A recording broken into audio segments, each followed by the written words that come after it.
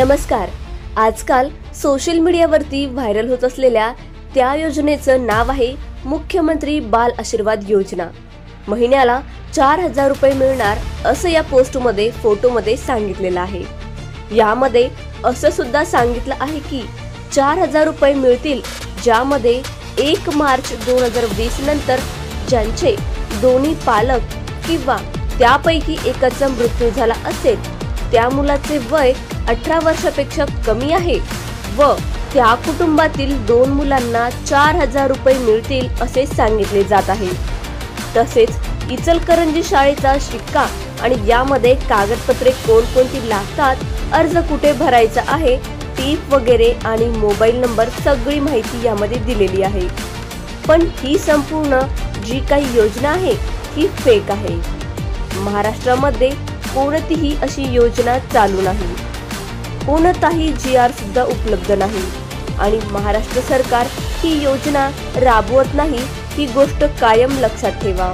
Post भरपूर viral झाल्यामुळे यामध्ये स्पष्टीकरण सुद्धा आता देण्यात आलेले आहे।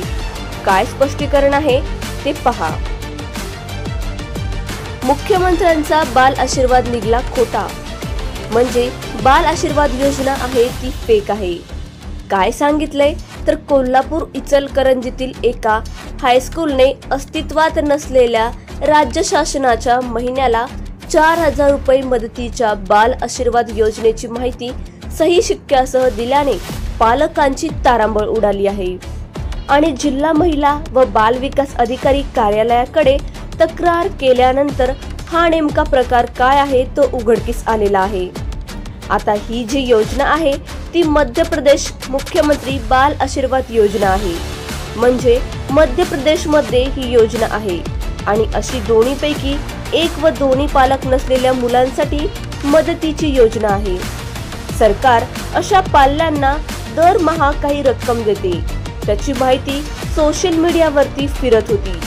ती पाहून इचलकरंजीतील एका हायस्कूलच्या मुख्याध्यापकांनी पालकांनी या योजनेचा लाभ घेण्यासाठी जे काही पत्र आहे ते तयार केलं आणि पत्रावरती सही शिक्का मारून फलकावरती लावली, तर पालकांनी त्याचा फोटो काढून ते व्हॉट्सअप वरती शेअर केला।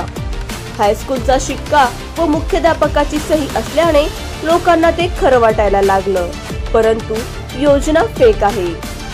बालसंगोपनाचे संपादक अतुल देसाई यांनी हरकत घेऊन शहानिशा केलेली आहे आणि अशी योजना नसून त्यास बळी पडू नये असे आवाहन सुद्धा करण्यात आलेले आहे।